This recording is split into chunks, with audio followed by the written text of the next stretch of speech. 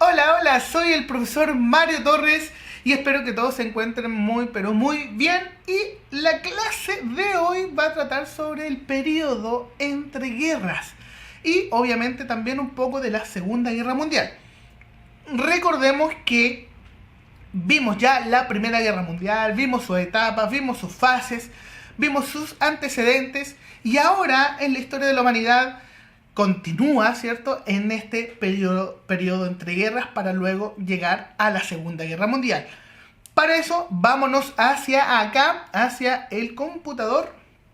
Y aquí tenemos el título, que ya lo había dicho. Y lo primero, ¿qué es el periodo entre guerras? Pero como su nombre lo dice, y no está muy difícil de entender, es el periodo que está entre la Primera Guerra Mundial, 1918, y la Segunda Guerra Mundial, 1939. Es todo lo que pasa entre ese periodo, ¿cierto? Entre medio de estas dos guerras. Y obviamente se va a caracterizar por el ascenso de los totalitarismos, importante porque aquí varios países de Europa, países europeos, van a entrar en procesos totalitarios. Pero también se va a caracterizar por la gran crisis económica en Estados Unidos, crisis del 29, pero también vamos a tener que esto mismo va a causar un descontento en los países europeos, en Chile y en distintos países del mundo, el cual van a desconfiar principalmente del capitalismo. Por lo tanto, hay una crisis de la confianza del sistema económico capitalista. Y eso pasa en el periodo entre guerras. Vamos para allá. Primero, antes de empezar a hablar del periodo entre guerras en sí, tenemos que ver algunas cosas de las consecuencias que va a dejar la Primera Guerra Mundial. Y hay que decirlo, esta guerra o la Gran Guerra va a ser la principal, ¿cierto?, causa de muerte en el siglo XX. Es la guerra con mayores cantidades de bajas, ¿cierto? Aproximadamente, como dice acá, alrededor de 10 millones de personas muertas, que en su mayoría obviamente eran soldados, y también, ¿cierto?, van a morir personas, van a morir gente de las ciudades bombardeadas, porque esta guerra, como ya lo vimos, ¿cierto?, se va a caracterizar por bombardear ciudades, por ser muy cruel. Pero la mayoría va a ser soldados en combate, ¿ya? Y en esto también van a influir las enfermedades, ¿cierto? Enfermedades que se daban principalmente en las trincheras, ¿ok? Entonces, una de las grandes consecuencias de la Primera Guerra Mundial va a ser la pérdida humana, la cantidad de muertos, y las pérdidas materiales. Ciudades europeas enteras en ruinas, destruidas totalmente por los bombardeos, ¿cierto? Es el momento en donde se utilizaron cañones que enviaban misiles, ¿cierto?, bombas, kilómetros y kilómetros de distancia. Por lo tanto, la Primera Guerra Mundial dejó en ruinas la gran parte de Europa, ¿cierto? A gran parte de Europa dejó en ruinas. Continuemos. Consecuencias de la Primera Guerra Mundial, seguimos aquí. Una de estas es el Tratado de Versalles. En 1919 se va a firmar un tratado, ¿cierto? Ya se firmó el armisticio de paz, cual lo había firmado la nueva República de Weimar, que era la República Alemana. Había firmado este tratado de paz, pero para pagar, ¿cierto?, los costos de la guerra, para, ¿cierto?, ejemplificar, dar un castigo mayor, se comenzó a fraguar este Tratado de Versalles, que ya para 1919 se va a firmar en Francia. El Palacio de Versalles es el antiguo palacio de los reyes, ¿cierto?, franceses, ¿ok?, en el que se van a establecer diferentes propuestas para conservar la paz dentro de Europa y el mundo. Algunas principales. A ver, lo primero, Alemania debía pagar por los daños materiales causados por la guerra. Es decir, tenía que poner el dinero a Alemania. Además de reducir su armamento y ejército nacional. También debía entregar sus colonias, las que quedaron en manos de los vencedores de la guerra. Recordemos que este es un periodo en el cual las potencias europeas tenían colonias principalmente en África. Estas colonias, que abastecían de recursos económicos, ¿cierto?, y de materia prima a los países europeos, y a los alemanes se les fueron quitadas, y se quedaron con estas colonias los franceses, los ingleses, los italianos, etc. ¿Ok? Además, dice que el 10 de enero de 1920 se creó también, producto del Tratado de Versalles, la Sociedad de las Naciones, ¿ok? O también conocida en otros lados como la Liga de las Naciones. La Liga o la Sociedad de las Naciones van a ser, es como el antepasado, ¿cierto? Es como el padre de la ONU. Van a ser con un fin muy específico: mantener la paz en Europa, ¿ok? Entonces, debía también vigilar que se cumplieran las medidas de este tratado, que Alemania no tuviera ejército, que se pagaran los costos de la guerra, los territorios, etc. ¿Ok? Entonces tenía estas facultades la sociedad o la Liga de las Naciones. Este organismo debía actuar también como árbitro en conflictos internacionales y promover el desarme de las potencias. Además que debía promover el desarrollo cultural y social de los países que lo integraban.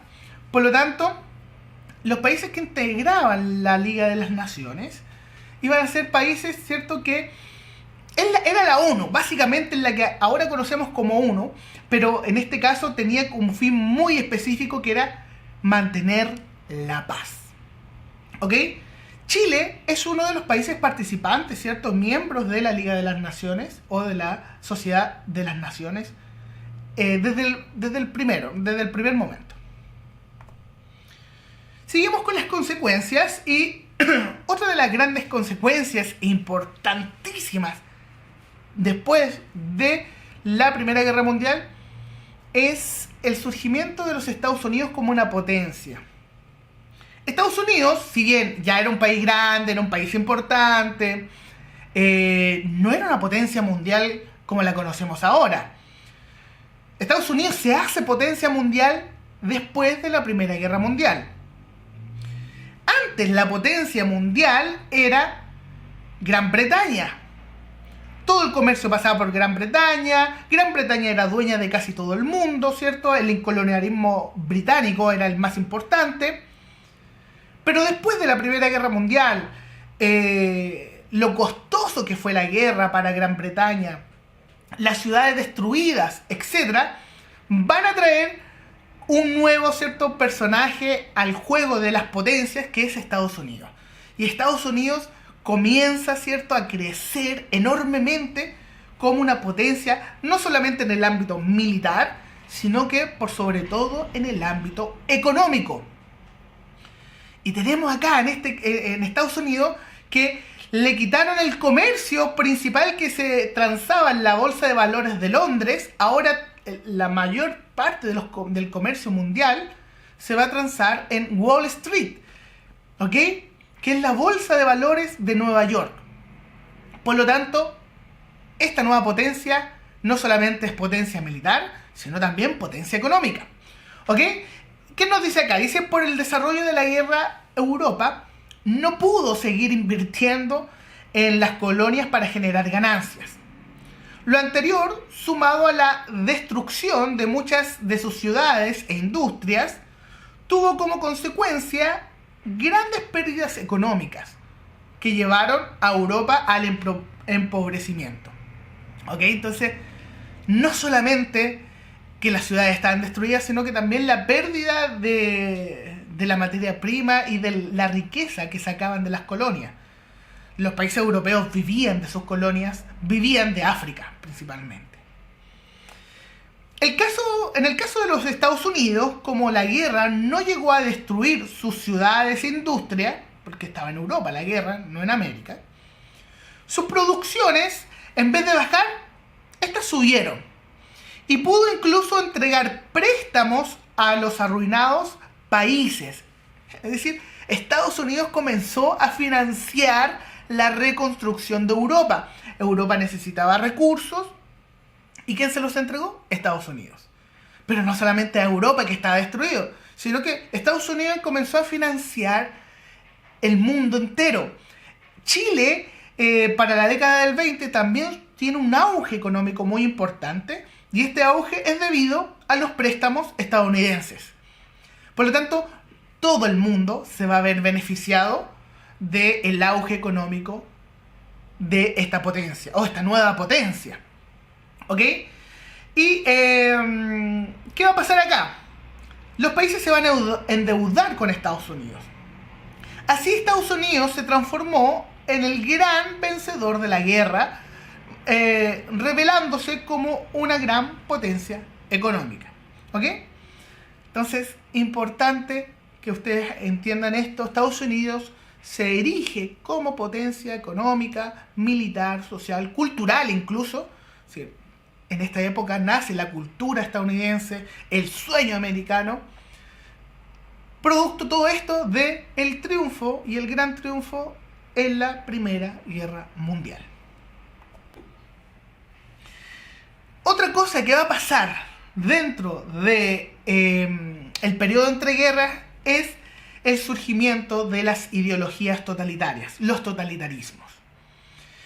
A ver, ¿qué es un totalitarismo? Es un régimen político y social cuyo objetivo es la regulación de todas las actividades por parte del Estado. Es el Estado el que va a mantener el orden, pero no solamente el orden, sino que va a tener todo el control y todo el poder. Los regímenes totalitarios tienen como características el poseer un líder carismático que tiene el poder del Estado y rechazan la democracia como sistema político. En el periodo entre guerras se desarrollaron regímenes de este tipo, de los cuales vamos a abordar, ¿cierto? Vamos a tener por un lado al fascismo italiano y por otro lado al, ¿cierto?, nazismo con Hitler, el nazismo alemán. ¿Ok? Entonces aquí también nos dice que dentro de las características del totalitarismo se observa que los líderes tenían un gran carisma. A ver, Mussolini daba unos discursos y toda la gente quedaba pasmada mirando a Mussolini. Él era bien, hacía gestos, se movía los brazos, movía la cara. Si han visto también discursos de Hitler, es muy similar. ¿Por qué? Porque eso atraía a la gente, ¿ok? Eso los transformaba en líderes carismáticos. La gente los quería, ¿ok? Entonces empezó también a surgir en estos regímenes totalitarios un culto al líder. El líder, el Führer, ¿cierto? O en el caso de los italianos, vamos a tener a Mussolini, va a ser la gran figura nacional. Era el rockstar. Los rockstars de esa época van a ser los líderes de estos totalitarismos. ¿Ok? Y Benito Mussolini es el líder en Italia. ¿Ok? Vamos para allá. Entonces, como le estaba diciendo, el fascismo italiano. Y acá al lado vamos a tener la cara, ¿cierto? Aquí vamos a tener a Benito Mussolini. Dicen que era pequeño de porte, pero tenía gran, como dicen por ahí, hablamiento, ¿no? Era un experto en los discursos, este caballero. El fascismo que va a liderar Benito Mussolini era una ideología política que consideraba a la nación como un elemento que está por sobre el individuo. Es decir, que toda acción que realizaran las personas debía hacerse por y para el Estado. Esta ideología se complementaba con la instauración del corporativismo, en el que se planteaba una organización del sistema económico a través de asociaciones de diversos trabajadores y profesionales, como, por ejemplo, vamos a tener la corporación de zapateros, vamos a tener a los profesores, ¿cierto? Vamos a tener a los mecánicos, etc. Vamos a tener distintos grupos o gremios organizados en corporaciones. Entonces, entre los cuales estaban sujetos a una fuerte supervisión estatal, el Estado era el que supervisaba todo esto, que regulaba todas las medidas a tomar. ¿Ok? Y aquí la figura de Benito Mussolini es sumamente importante, como ya lo mencionaba, carismático, ¿cierto? Y aquí él se proclama el duce, o el gran duque. El duce era, ¿cierto?, en Italia, el Führer era en Alemania. Y, como les dije, Alemania, el nazismo alemán. El nazismo alemán va a nacer de la mano de Adolf Hitler. No vamos a poder entender al nazismo sin Adolf Hitler y sin su vida, que ya desde 1921 va a comenzar a forjar este camino hacia el poder de Alemania, ¿cierto? Hasta llegar como el primer canciller alemán ya para 1932. Por lo tanto, el nazismo va de la mano con la vida de Hitler. ¿Qué fue el nazismo? Fue una ideología que se desarrolló en Alemania, pero ojo, no solamente en Alemania se institucionalizó, se llegó al poder, pero habían nazis chilenos, nazis en todo el mundo, ¿ok? En Chile, el partido nazi estaba muy arraigado en los jóvenes. Muchos jóvenes, para 1930, 1935, ¿cierto?, estaba en el partido nazi. ¿Ok? Entonces, en el periodo entre guerras, el término nazi proviene, ¿cierto?, primero de la abreviación de nacionalsocialismo propuesto en Alemania. Es decir, es una abreviación de la palabra alemana a nacionalsocialismo. Y el líder de todo esto era Adolf Hitler, ya lo conocemos, ¿cierto? Está aquí, está saludando a sus tropas. Esta ideología tenía muchas similitudes con la ideología fascista. Realmente el fascismo era transversal, ¿ya? Sí, el nazismo es fascista. Ya que también contaba con un líder carismático, ¿cierto? Y también va a promover el corporativismo. Al igual que Mussolini, Hitler consideraba que el individuo debía someterse a los designios impuestos por el Estado, por lo cual también fomentó la existencia de un partido único, el partido nazi, no había más, y la restricción de las libertades a las personas. Las libertades iban a estar condicionadas a la obediencia del partido nazi. El nazismo alemán, por lo tanto, agregaba otros elementos. Primero, la segregación de las personas según la raza. Una de las grandes características del nazismo alemán, que era racista, sí, era una ideología racista. ¿Por qué? Porque decía que existían razas superiores a otras.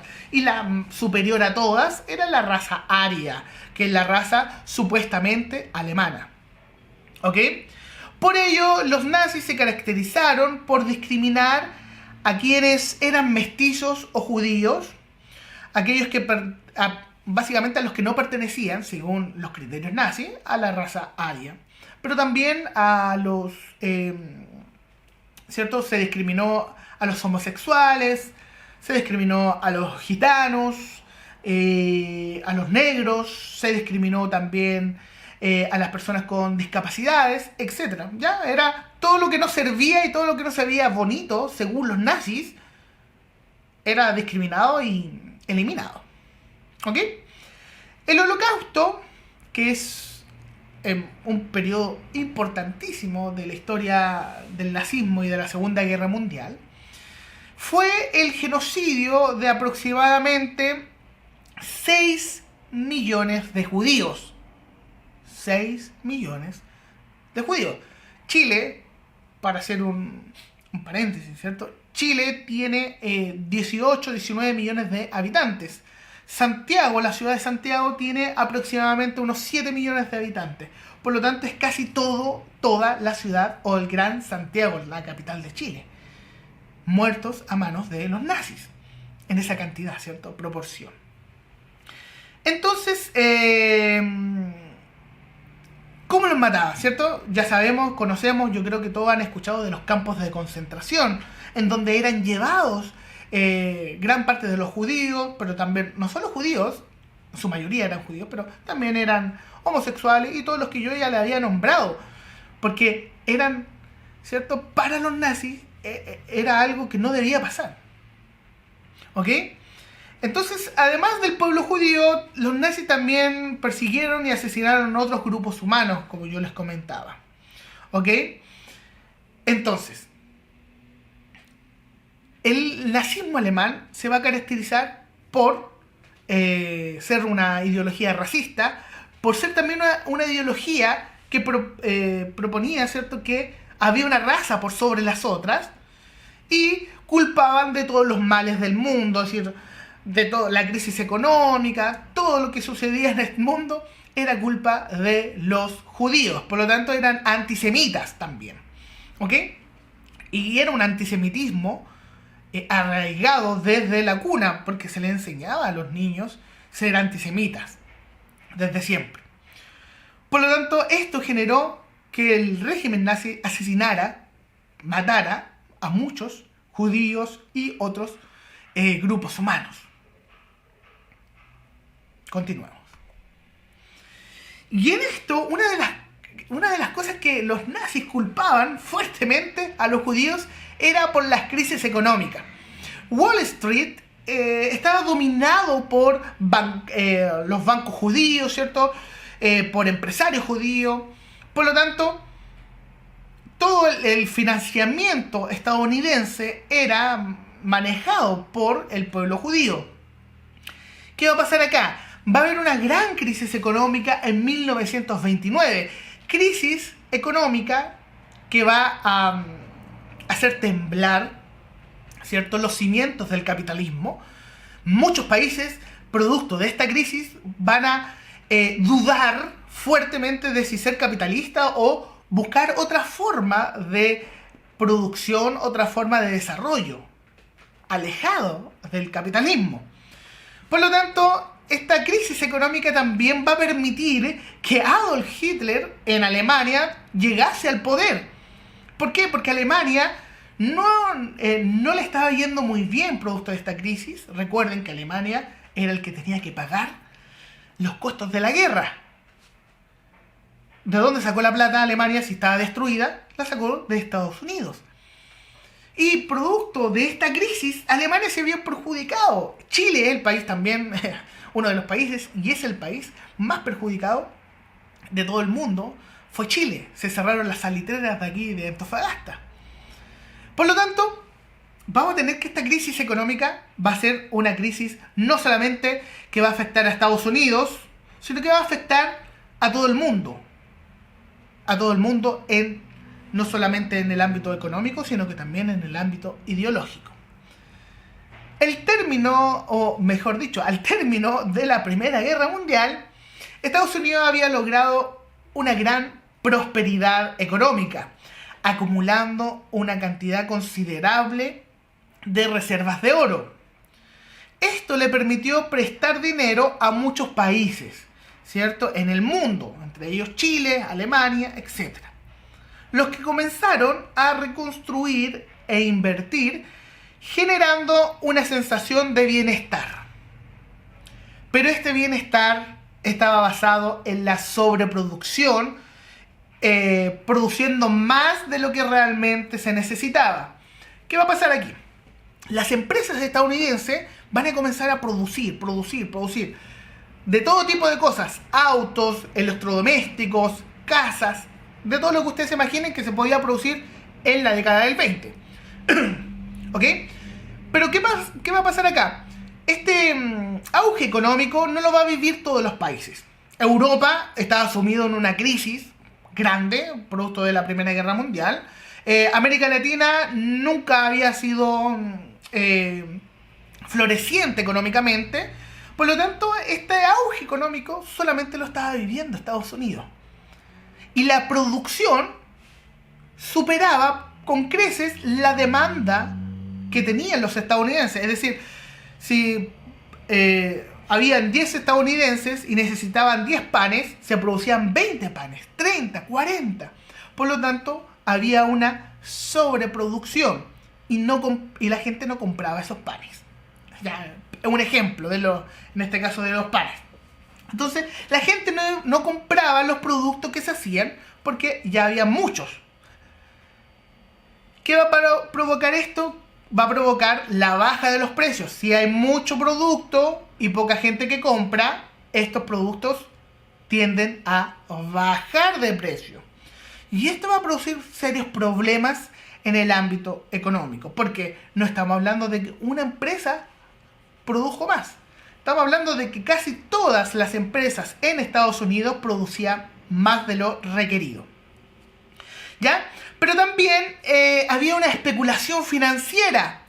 Se creía que como todo iba al alza, todo iba creciendo, cualquier persona podía ser millonario de la noche a la mañana comprándose una empresa, aunque esta persona no tuviera recursos para comprarla. Entonces, ¿qué hacía? Pedía un préstamo. Y así se comenzó a financiar Estados Unidos y el mundo a través de los préstamos. La gente se sobreendeudó. Las fábricas hicieron sobreproducción. Por lo tanto, era un cóctel perfecto para una gran crisis económica que no va a durar un año, va a durar por lo menos 5 años. Y que va a afectar al mundo entero. ¿Ok? Por lo tanto, tenemos que Wall Street va a iniciar la gran crisis económica de 1929 que va a derivar en la Gran Depresión. Algunas cositas de la crisis económica de este año, ¿cierto? De 1929. El 24 de octubre de 1929 se desarrolló el colapso definitivo, cuando todo el mundo intentó vender sus acciones en la bolsa para sacar el dinero de los bancos, lo que generó la caída de la bolsa de Nueva York. Como todas las economías dependían en esos momentos de Estados Unidos, comenzó un colapso global. Todos dependían de Estados Unidos y Estados Unidos entró en crisis. Todo se derrumbó. Las consecuencias más importantes y trágicas de esta crisis fue el cierre de los mercados internacionales, ¿cierto? La enorme cesantía y por lo tanto el incremento de la pobreza a nivel mundial. Esta crisis afectó considerablemente a Chile, generando inflación, cesantía y pobreza.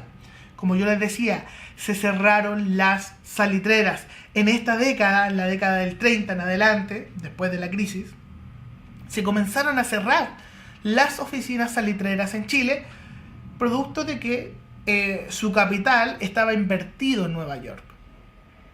¿Qué va a pasar acá? Muchas personas van a quedar cesantes, muchos se van a trasladar a la zona central, van a llegar a Santiago en trenes, en barcos. Muchas personas se van a trasladar en barco y van a llegar al puerto de Valparaíso. Y los que no llegaron a Santiago directamente en trenes. Y esto va a provocar un colapso a nivel político en Chile. Por lo tanto, también produce la renuncia del presidente de la época, que era Carlos Ibáñez del Campo. Carlos Ibáñez del Campo va a tener que renunciar producto de esta gran crisis económica producida por la crisis del 29 allá en Estados Unidos. Vamos a continuar acá. Antecedentes, sigamos con los antecedentes, pero ahora de la Segunda Guerra Mundial. ¿Ok? Primero, en primera instancia, Alemania, que había sido vencida en la Primera Guerra Mundial, estaba desconforme con los severos castigos que le habían impuesto en el Tratado de Versalles. El Tratado de Versalles es más bien un tratado de venganza en contra de los alemanes. Esto ayudó al surgimiento de un nacionalismo exacerbado. Es decir, los alemanes se vieron perjudicados y se vio perjudicado su orgullo nacional. Entonces, presentando, ¿cierto?, a esto el nacionalsocialismo o el partido nazi, que vio un caldo de cultivo y dijo, esta es la mía, y aquí empezó a ganar adeptos el partido nazi. Lo anterior, como decía, lo anterior favoreció al anhelo del pueblo alemán de recuperar y expandir los territorios a los que Alemania había quedado postergada. Había territorios que había perdido Alemania y que quería recuperarlos. ¿Ya? La política expansionista alemana contó con el apoyo de potencias totalitarias y expansionistas como Japón e Italia. Entonces, los alemanes no se quedaron solitos, sino que también tenían sus aliados, que eran los japoneses y eran los italianos. ¿Ok? Con los cuales, ¿cierto?, conformaron una alianza denominada Eje Roma, Berlín y Tokio. Por otro lado, Inglaterra, Francia y la Unión Soviética conformaron el grupo de los aliados, y ahí vamos a tener que a estos aliados se les unió luego Estados Unidos. Por lo tanto, tenemos dos bandos. El eje Roma, Berlín, Tokio, ¿ok? Es Alemania, Japón, Italia. Y por otro lado tenemos a los aliados, Inglaterra, Francia y la Unión Soviética, que luego se le unió Estados Unidos. Aliados versus el eje. ¿Cómo inició esta Segunda Guerra Mundial? Inició con la invasión a Polonia. Los alemanes, ¿cierto?, invadieron Polonia ya en 1938. Y esto es como el detonante. Lo que hace explotar la guerra es la invasión alemana a Polonia. Antes de 1935, Alemania ya había comenzado acciones confrontacionales como el rearmamentismo. Comenzaron a crear armamento para la guerra. Recuerden que en el Tratado de Versalles le habían dicho: no, ustedes no pueden tener armamento, tienen que disminuir su ejército, bla, bla, bla. No importa, Hitler se saltó todos los protocolos, no respetó los tratados y comenzó a rearmarse. Ya tenía como objetivo la creación de un gran imperio, el cual contemplaba la recuperación de los territorios perdidos en la Primera Guerra Mundial. Por ello, en 1935, Hitler anexó a Alemania la zona de Sarre, que pertenecía a la Sociedad de las Naciones desde el fin de la Primera Guerra Mundial. Y en 1938 anexó a Austria. ¿Ok? Entonces empezó a anexar. Primero Sarre, después anexo a Austria. Listo, Austria es mío, Austria va a pertenecer al Imperio Alemán nuevamente, o al país de Alemania. ¿Ok? Pero ya para 1939 Alemania, o Hitler, ¿cierto?, los nazis invaden Polonia, iniciando así la guerra. Pero ustedes se acordarán, ¿cierto?, que había un ente que se llamaba Liga de las Naciones o Sociedad de las Naciones, que estaba encargada de que no se produjeran problemas, que no existieran conflictos armados, mantener la paz. Por lo tanto, existió una política que se llama la política del apaciguamiento. ¿Qué es apaciguar? Es mantener la calma, es decir, tranquilizar a un gran enemigo, en este caso Alemania. Por lo tanto, con esta política, los países, ¿cierto?, aliados, Inglaterra y Francia principalmente, van a intentar calmar a Alemania de forma pacífica, permitiendo primero que anexe a Austria y permitiendo que anexe los territorios que ellos querían. Pero ojo, no nos vayas a tocar Polonia, porque con Polonia inicia la guerra.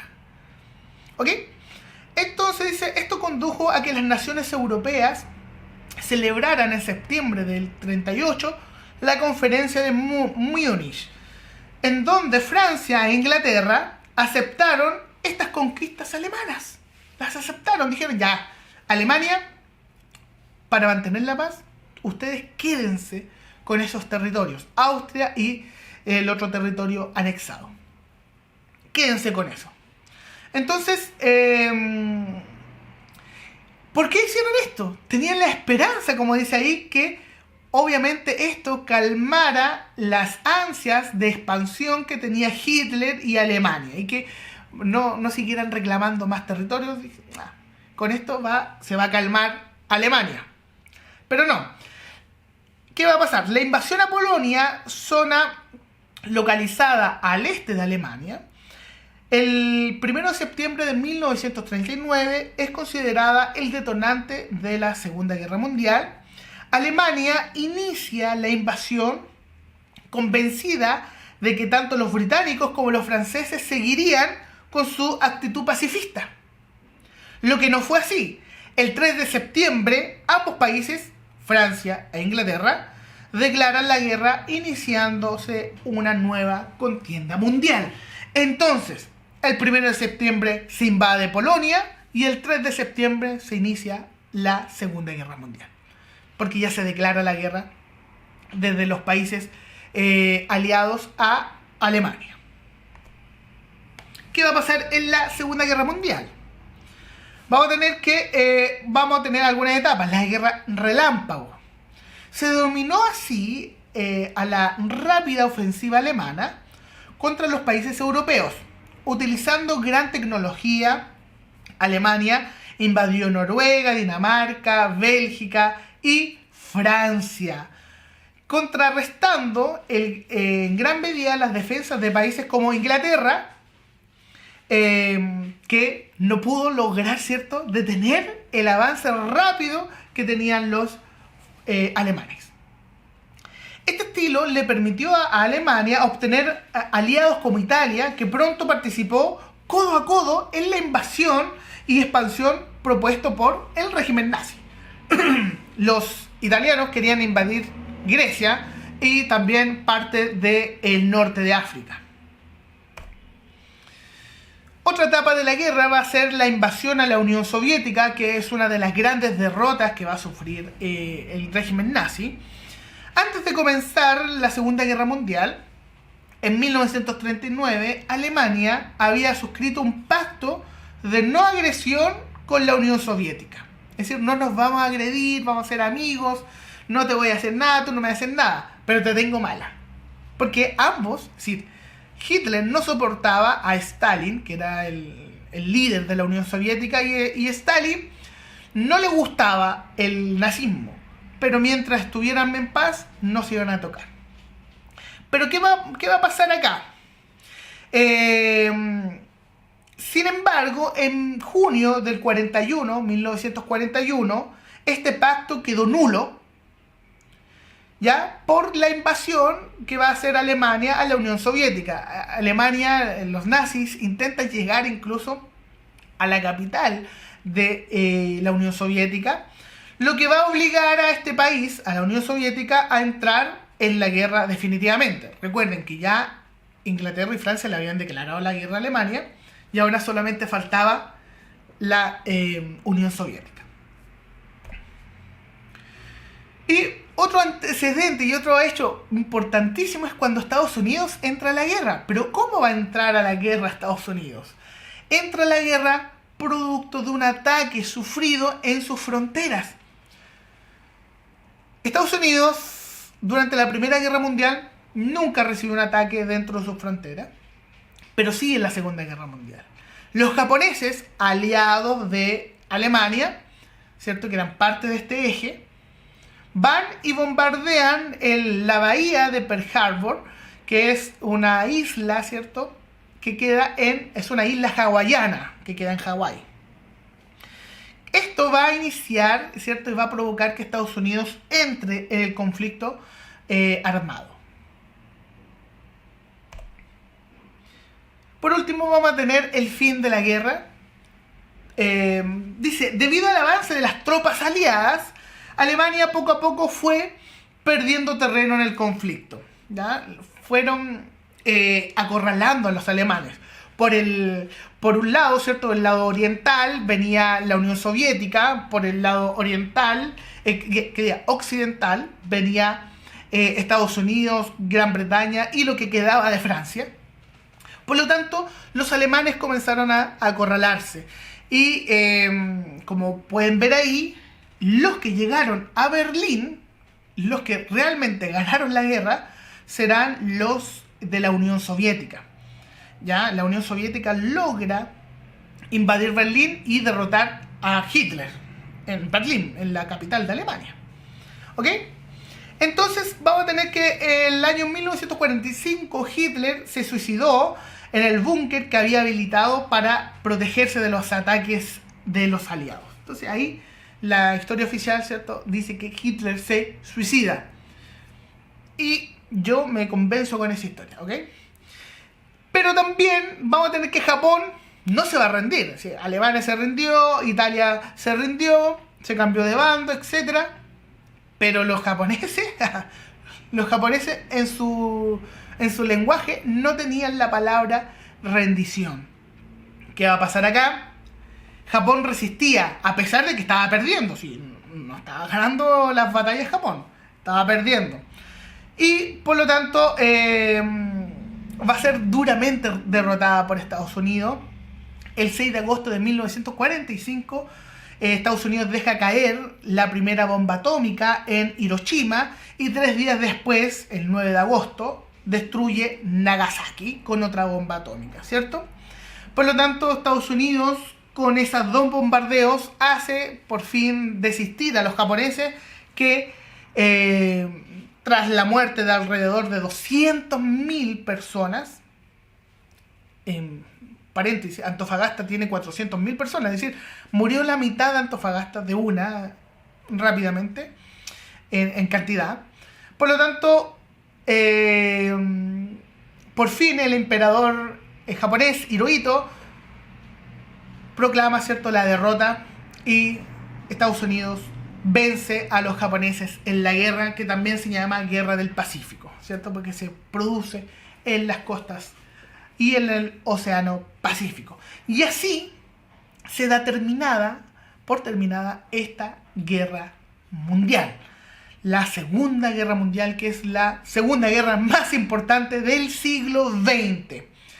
Y queridos y queridas estudiantes, tenemos este periodo entre guerras en donde van a ser, ¿cierto?, y se va a fortalecer el nazismo, el fascismo, se van a fortalecer los totalitarismos en Europa.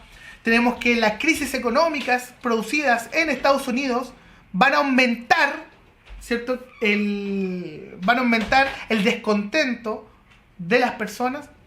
Y luego, por último, vamos a tener la Segunda Guerra Mundial, que va a ser el culmine de todos estos problemas que se venían fraguando en el periodo entre guerras, en donde se disputan, ¿cierto?, los aliados por un lado, los franceses, Gran Bretaña, la Unión Soviética y Estados Unidos van a disputar contra Japón, Italia y, por supuesto, Alemania. Espero que les haya quedado claro. Igual, siempre revisen su libro ahí, ¿cierto? Hay más información quizá un poquito más detallada. Y obviamente también acá en el video pueden pausarlo, ver los PowerPoint y todo.